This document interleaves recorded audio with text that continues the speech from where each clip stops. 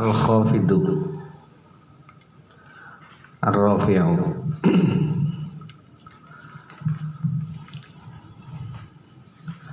Al-Khafidu dan Ar-Rafi'u itu maknanya adalah zat yang merendahkan dan zat yang mengangkat.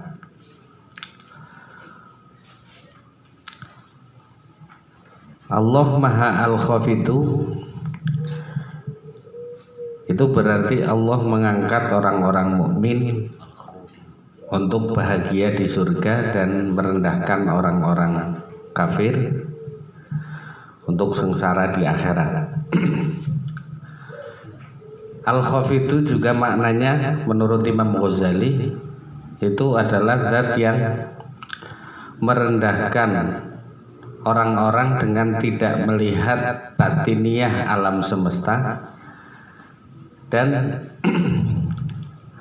mengangkat kekasih-kekasihnya untuk bisa melihat rahasia alam semesta. Bisa jadi Al-Khafidu dan Ar-Rafi'u maknanya adalah zat yang mengangkat kekasihnya untuk mendekatkan diri kepadanya dan menjauhkan orang-orang kafir dari Allah Subhanahu wa ta'ala.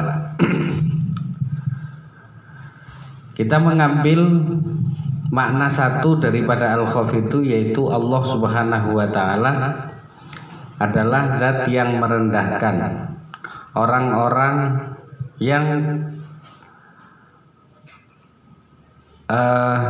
melihat alam semesta ini tidak melihat batiniah dari alam semesta. Ibnu Athaillah Al-Iskandari mengatakan al-kaun zahiruha ghirrah wa batinuha ibrah.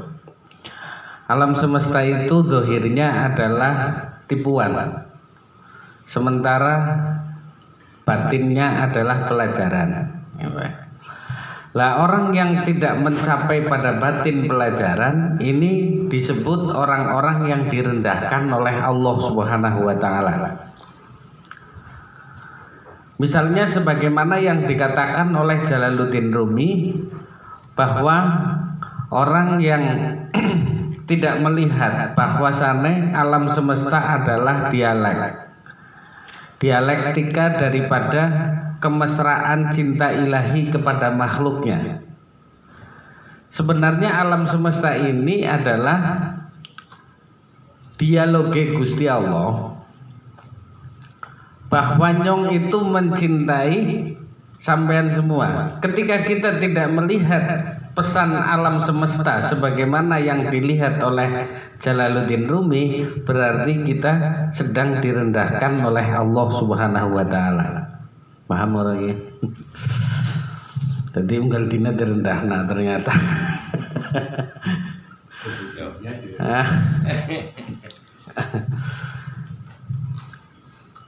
Ketika kita nggak melihat bahwasannya diamnya bumi ini yang sebenarnya sedang berputar kencang adalah pesan cinta dari Allah kepada hambanya, kok tidak melihat itu, maka berarti kita pada saat itu sedang direndahkan oleh Allah Subhanahu wa ta'ala. Lah pada saat kita melihat gunung kok tidak meledak itu dengan karena kasih sayang Allah Subhanahu wa ta'ala. Kan sebagaimana yang ada di hadis qudsi itu dikatakan bahwa langit itu kepengin menjatuhkan benda-benda langit kepengin menjatuhkan orang-orang yang memakan kebaikan Allah tapi tidak pernah bersyukur kepada Allah Subhanahu wa ta'ala. Dan laut juga kepengin menenggelamkan daratan karena melihat manusia memakan kebaikan Allah Subhanahu wa ta'ala tapi mereka tidak bersyukur kepada Allah Subhanahu wa ta'ala. Dadi anggere setiap nyong jalan ki kudunen langit kuwe ki lagi pada usul kabeh ki mari nyong kon kira kepengin pada nebakna kajian di. Ora.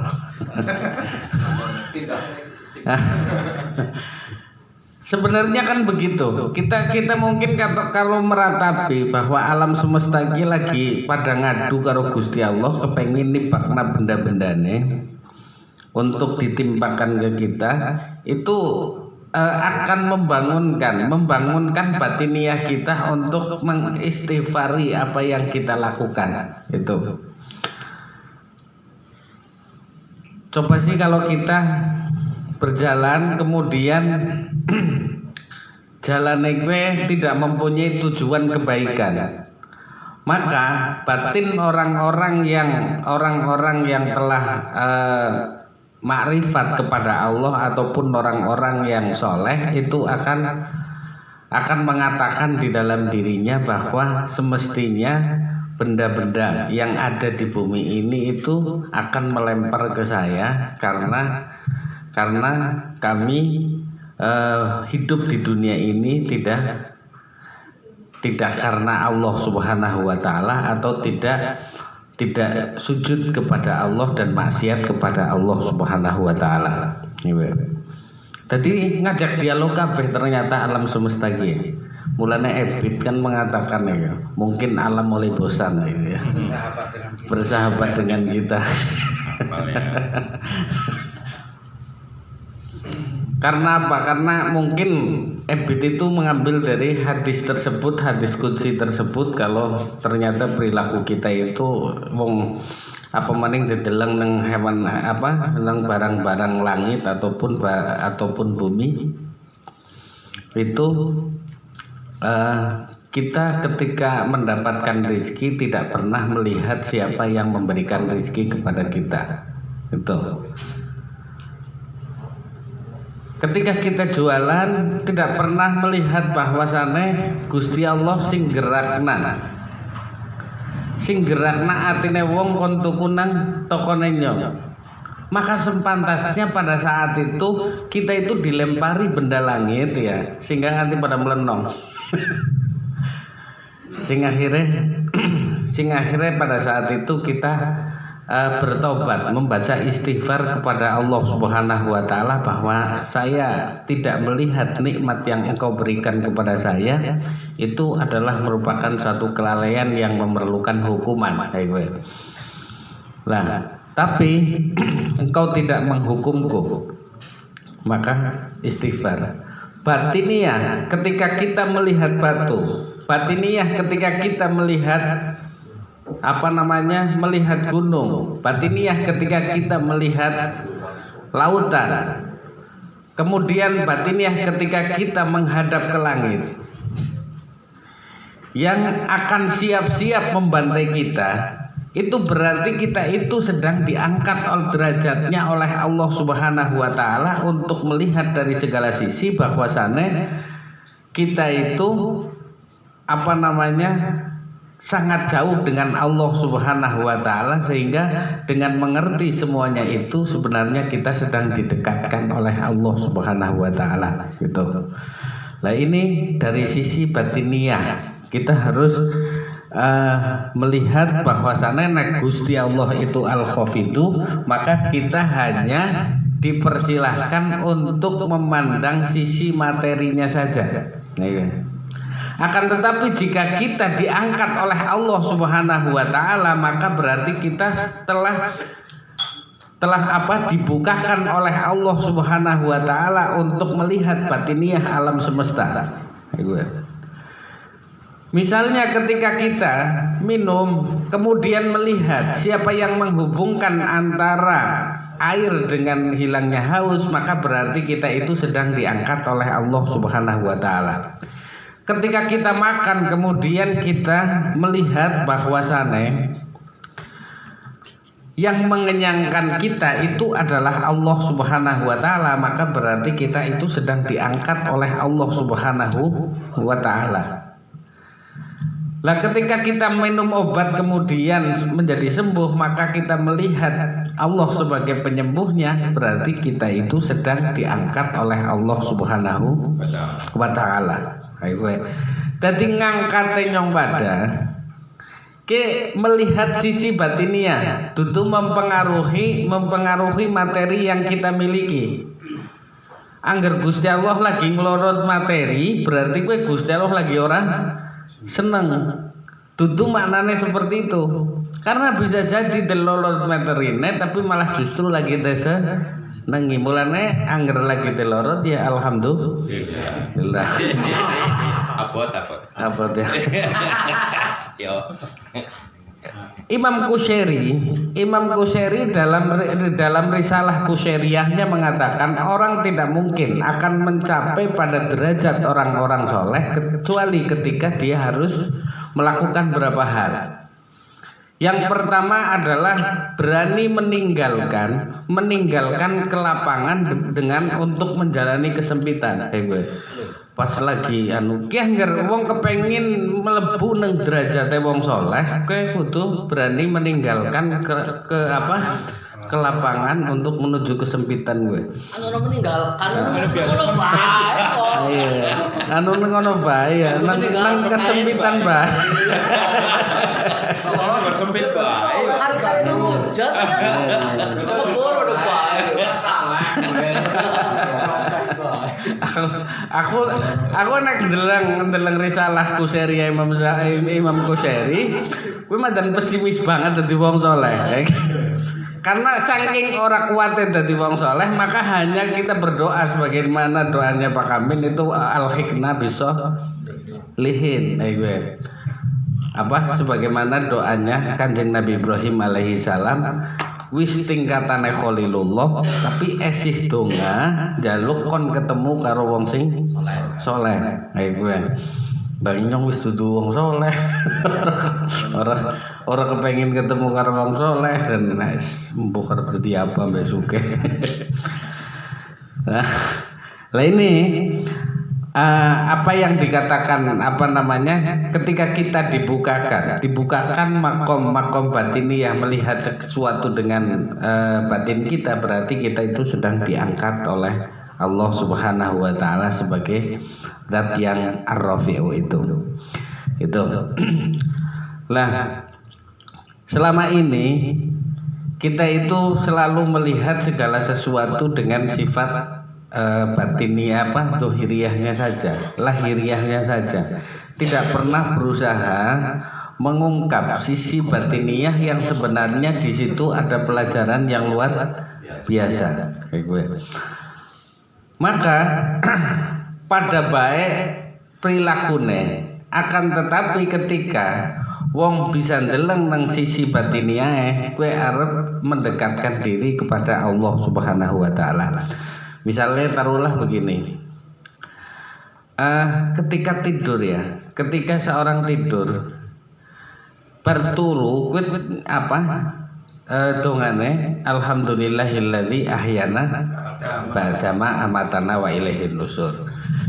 Ana wong ngomong, angger sampean bertangi turu maca alhamdulillahilladzi ahyana ba'dama amatana wa ilaihin nusur, mengko arep dilebokna nang surga sing pintu endi bae, kan ana pintu 8 sekarepe lewat pintu endi bae. Kira-kira ketika sampean tangi turu maca alhamdulillah karena bisa turu apa karena arep diganjar? Orang selama ini kan karena kita bisa turu. Lah, tapi kenapa pas pada waktu sholat orang kaya dene kaya wong turu? Paham mboten iki? Nggih. Sampean ketika sholat maka akan diberikan pahala oleh Allah Subhanahu wa taala berupa dimasukkan ke surga. Lah, kemutane surgane apa kemutane nikmat oleh sholate? Ya. Tapi ketika sampean turu kok kemudian maca alhamdulillahilladzi ahyana ba'dama amatana wa ilaihin nusur, kemutane kuwi oleh nikmat turune kemudian maca alhamdulillah, ora konsentrasi masalah pahala yang dipersiapkan untuk orang yang membaca alhamdulillahilladzi ahyana ba'dama amatana wa ilaihin nusur. Baik gue. Lah berarti nang kono gue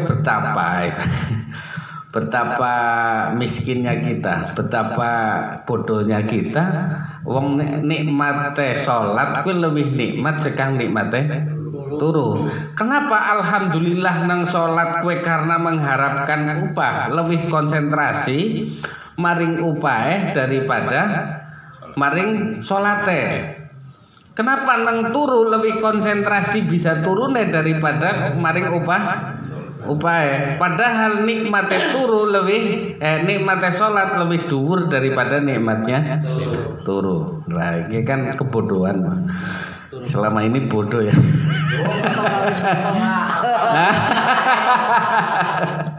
Lah orang wis sampean bar mam dongane apa? Alhamdulillahilladzi at'amana wa saqana wa ja'ala minna. Lah angger wong maca alhamdulillahilladzi at'amana wa saqana mengko arep dibebasna sekang neraka. Pada saat sampean selalu membaca alhamdulillahilladzi at'amana, kowe konsentrasi ketika membaca itu karena lezate mangan apa karena hindarna sekang neraka? Karena lezate mangan Tapi kenapa? Ketika sampean alhamdulillah nang salat itu karena sampean itu bisa oleh surga daripada sampean bisa melakukan salat. Ini kan berarti aneh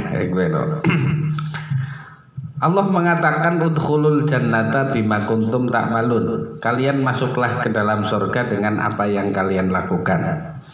Nah ini artinya bahwa ketika Allah mengatakan seperti itu, sifatnya itu hanya tafaddulan wa rahmatan, yaitu anugerah dan kasih sayang kepada hambanya.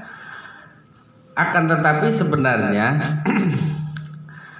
angger wong ayat ini itu disebutkan oleh Syekh Muhammad Zaid Ramadan Al-Buti itu ketika setelah menerangkan hikam yang mengatakan bahwa jika engkau la tatlub iwadun alal amalin, janganlah engkau mencari pengganti pahala dari amal yang engkau lakukan, sementara sebenarnya hakikatnya engkau tidak melakukannya. Ketika kita bekerja kepada orang lain, itu karena kita melakukan pekerjaan itu. Akan tetapi di hadapan Allah Subhanahu wa taala, la tatlubil iwad, janganlah engkau mencari pahala ataupun pengganti dari amal yang kalian lakukan. Jika engkau mencari pahala dari apa yang kalian lakukan, maka engkau akan dituntut untuk tulus di dalam ibadahmu. Lah ketika kita melakukan sesuatu, itu kita tidak, pada hakikatnya kita tidak melakukan sesuatu. Sampean bisa kaji, itu karena apa? Allah yang memberikan rizki kepada sampean. Kemudian Allah yang memberikan kesehatan kepada sampean. Allah yang memberikan kesempatan untuk bisa dapat visa untuk sampean, karena wingi setelah corona 2 tahun udah bisa haji. Kesempatan ini Allah berikan kepada sampean semua. Dadi sing modali sampean gue haji itu adalah Allah Subhanahu wa taala. Kenapa bermodali kenikmatan gue terus jaluk nikmat? Kan aneh. Paham mboten niki? Iya, wis kaji terus jaluk surga. Kan aneh. Wong dhewe nikmat kok nikmat tersebut untuk menuntut nikmat berikutnya. Ini adalah sesuatu yang aneh. Kayak sampean ketika dikasih mobil, karena sampean karena ngaweh nyong mobil, maka aku njaluk ke maning-maring sampean sawah itu. Kan aneh, nikmat dewe nikmat nggo njaluk nikmat. Ayo we. Maka ini orang yang tidak punya sopan santun di hadapan Allah Subhanahu wa taala. Lah, ketika kita seperti itu maka kita harus meyakini bahwa ketika kita bersyukur kepada Allah Subhanahu wa taala karena bisa kaji, itu syukur dikasih kesempatan untuk taat kepadanya. Setelah itu surga insyaallah harap dewehi. Tapi angger amal tersebut arep nggo nuntut Gusti Allah kon dilebokna surga, pertanyaannya arep akeh banget. Bertanya rezekine halal apa ora kowe. Terus ndrepel-ndrepel wis ora bakalan bisa kejawab ora. Lah maka kaji ya dewe kaji ya alhamdulillah bisa haji. Karena apa? Kita itu tidak lain bisa haji karena diberikan kenikmatan sehat, kenikmatan harta dan kenikmatan apa saja dari Allah Subhanahu wa taala. Itu. Lah ini ketika orang-orang yang bisa masuk ke dohiriyah, ke batiniyah bahwa kita itu dikasih ibadah itu sebuah kenikmatan, bisa melihat satu kenikmatan bukan sebagai beban yang kita lakukan, maka berarti kita itu sedang diangkat oleh Allah Subhanahu wa taala. Dan orang yang tidak yang direndahkan oleh Allah Subhanahu wa taala, segala hal pasti akan melihat lahiriah dari apa yang ada di alam semesta ataupun amal perbuatan yang kita lakukan. Itu. Misalnya wong deleng wit rambutan misalnya. Kan ana wong langsung ngitung iki paling 2 kintal. 2 kintal ki ngerti tebas semene. Arti tebas semene iki lah paling ya 3.000 perak, 3.000 kok didol 8.000 kayak gitu kan. Kali semene kok akhirnya semene. Lagi menungsa ora direndahkan oleh Allah Subhanahu wa taala karena hanya melihat sisi lahiriah tersebut. Tapi ketika melihat ya Allah ternyata nasi abang-abang di situ. Sementara uripe wong sing duwe wit ki dablongane kaya ngapa. Malah sering bulan puasa udud. Tapi juga tetap dhewe rambutannya deh wakna baik. Lah ini sisi batiniah ketika dilihat oleh orang tersebut, maka dia itu telah mendapatkan diangkat oleh Allah Subhanahu wa taala sebagai zat ar-rafi'u. Jadi ar-rafi'u itu adalah zat yang menembus, yang menembuskan seorang hamba dari melihat lahiriah saja menuju ke batiniah untuk mendekatkan diri kepada Allah Subhanahu wa taala. Kemudian orang yang diangkat oleh Allah Subhanahu wa taala sebagaimana yang diterangkan oleh Allah dalam surat Al-Mujadalah ayat 11, Al-Mujadilah ayat 11. Yarfa'illahu alladhina amanu, betul apa enggak ini ya? Yarfa'illahu alladhina amanu minkum walladhina utul ilma darajat. Orang yang dikasih, yang akan diangkat oleh Allah Subhanahu wa taala, sebelum diangkat itu akan dikasih ilmu dulu oleh Allah. Makanya Allah juga mengatakan hal ya'lamuna wal hal yastawil ladzina ya'lamuna wal ladzina la ya'lamun. Apakah sama antara orang yang tidak mengetahui dengan orang yang mengetahui? Allah akan mengangkat derajat orang yang berilmu dan orang yang beriman dan orang berilmu dengan beberapa derajat. Lah ini artinya dari ilmu pengetahuan itu akan menumbuhkan hal.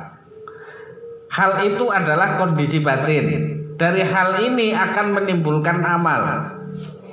Misalnya, sampean kenapa haji? Haji itu amal apa hal? Amal. Amal itu dari hal. Hal itu dari ilmu. Lah, kenapa sampean sholat? Sholat itu adalah amal. Amal itu hal apa amal tersebut, amal kenapa kita sholat itu dari hal. Hal itu dari amal. Hal itu dari ilmu. Ini adalah sunnatullah yang harus berjalan yang berjalan di atas bumi ini. Walan tajida li sunnatillahi tabdila. Bahwa ilmu itu yusmirul hal wal hal yusmirul amal. Makanya nggo ngapa angger kaji orang nganggo ilmu.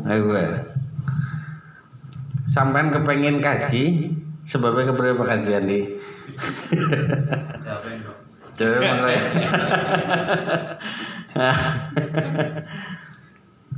nggak mulanya apa orang bisa jawab gitu.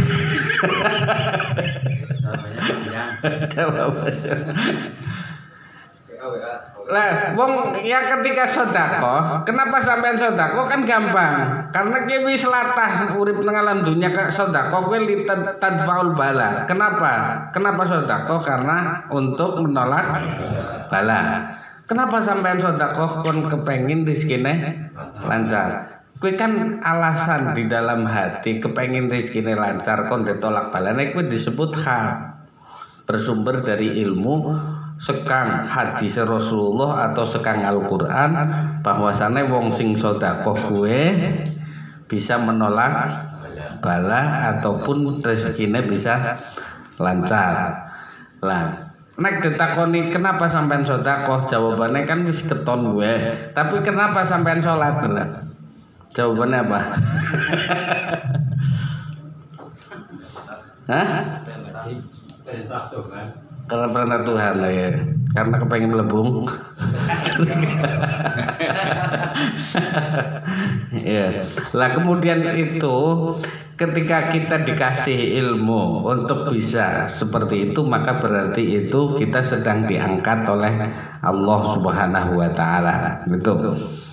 Karena kalau kita misalnya membahas asnaful maghrurin, golongan orang-orang yang tertipu. Menurut Imam Ghazali, kuwi kabeh wong ketipu. Wong sing maca Quran ketipu. Wong sing hafal Quran ketipu.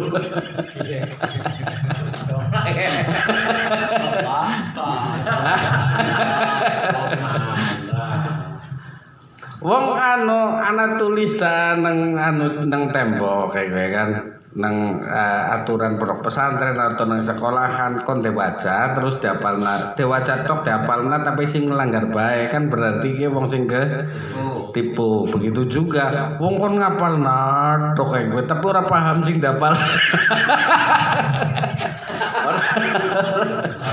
Ora.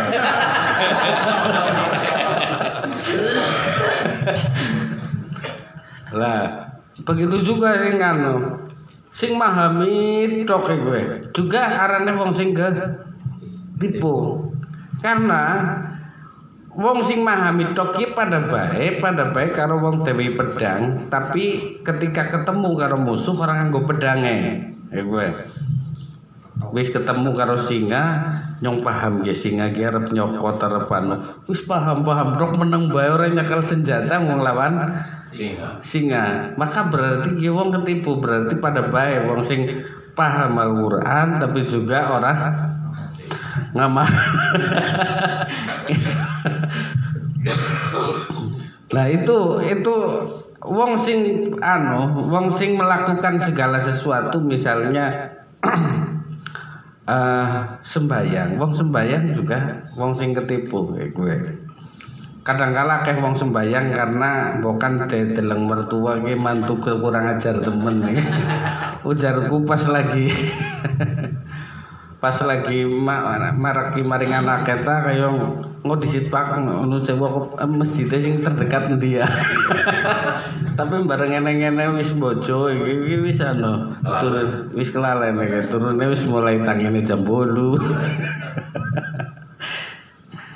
Lah ini wong ketipu. Begitu juga ketika wong salate nang dohiriyah toh, ini juga adalah orang yang ketipu. Memang sah secara syariat, akan tetapi dia itu tertipu di dalam batiniyah. Salat sebagaimana yang diyakini oleh orang Islam bahwasannya setiap amal perbuatan di dalam Islam itu dohiron wa batinan, harus dohir dan batin. Maka ketika takbiratul ihram itu harus merendahkan dan menghinakan selain Allah Subhanahu wa taala.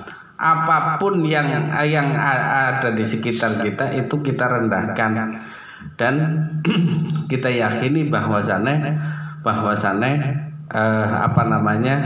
Allah hanya Allah lah yang maha besar gitu.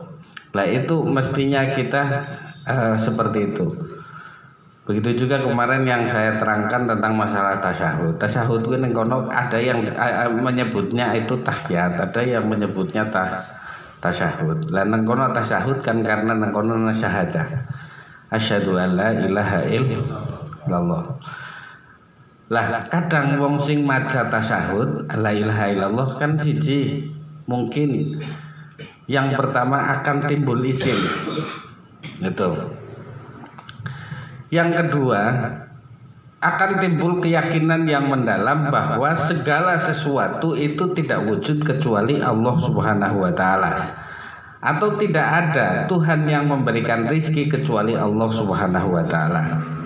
Lah orang yang malu ketika membaca la ilaha illallah itu karena mulute ngomong la ilaha illallah tapi batine ingkar karo apa sing dikatakna nang mulute.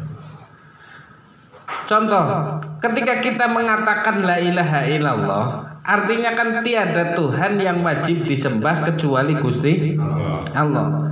Sing maksud disembah itu adalah ditaati perintahnya, dijauhi larangannya dan dicintainya. Itu adalah maksud menyembah. Itu. Lah kemudian ketika kita itu membaca la ilaha illallah tapi liyane Gusti Allah lebih gede cintanya maring Gusti Allah. Contoh sampean gawa mobil anyar maring pom bensin arep sembayang. Lah Allahu Akbar kemutan ya. Urung dikunci nang jero ana apa-apane dan lain sebagainya berarti wis cintane maring selain Allah lebih gede daripada cinta kepada Allah Subhanahu wa taala. Ki insyaallah sering terjadi pada wong pekunjan bu wong benci bareng. Sandalnya anyar kok. Sandalnya anyar. Mobil sependi ya. Aduh, sandalnya.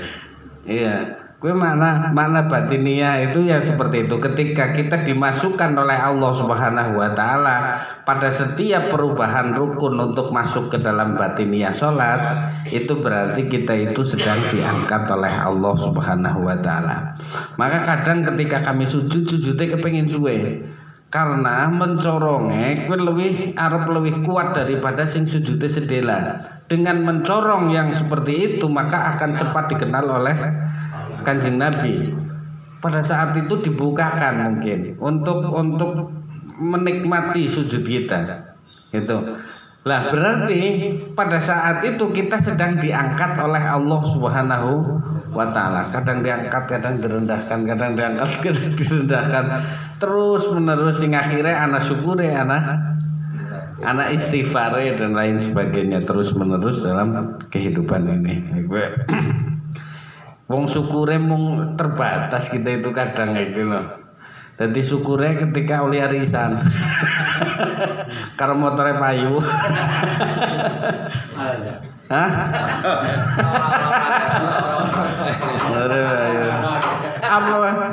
Lebih syukur mana yang batine gede. Double. Tambah khusyuk. Ngelebihi bar salat tuh. Nah daripada sholat ya sih nikmat badine gede.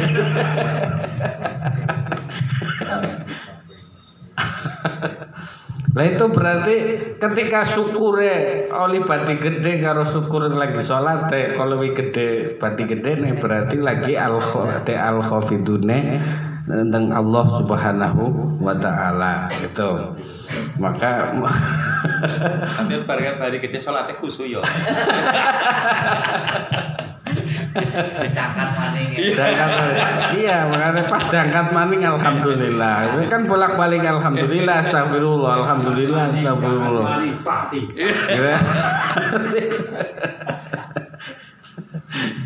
Tidak nyata berarti ora arti jatah gitu.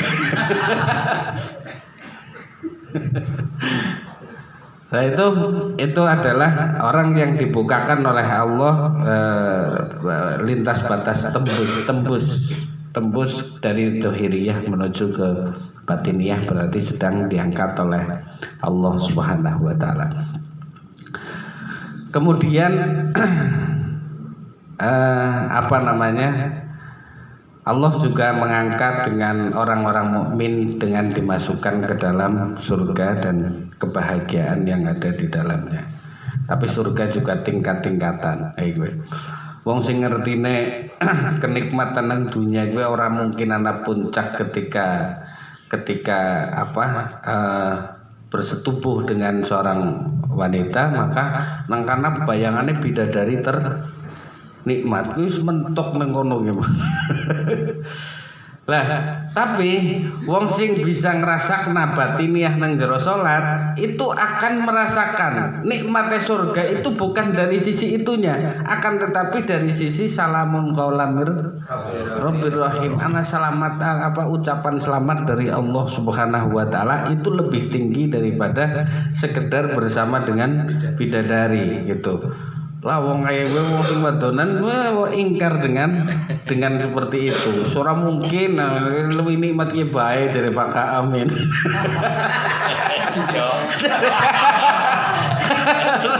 Padahal bisa kurang.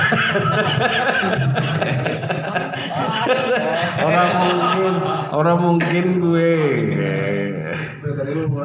Tapi kan urung ngerasa kena. Urung betul makom itu. Itu ya al-khafidu dan ar-rafi'u kita lanjutkan minggu depan aja lah. Tapi intinya seperti itu bahwasanya satu makna tadi ada 3 makna. Yang pertama yang makna itu adalah tembus pandang kita dari lahiriah ke batiniyah, itu berarti kita sedang diangkat derajatnya oleh Allah Subhanahu wa taala. Yang hanya sebatas melihat batiniyah atau lahiriah saja berarti kita masih mendapatkan al-khafidunya Allah Subhanahu wa taala agar kita diangkat oleh Allah untuk istighfar. Setelah istighfar berarti diangkat maning dengan Gusti Allah Subhanahu wa taala. Itulah arti al-khafidu dan ar-rafi'u. Semoga bermanfaat fid din wa dunya wal akhirah. Allahumma amin ya rabbal alamin. Wa'alaikum minkum. Wassalamualaikum warahmatullahi wabarakatuh. Ini konsoleh.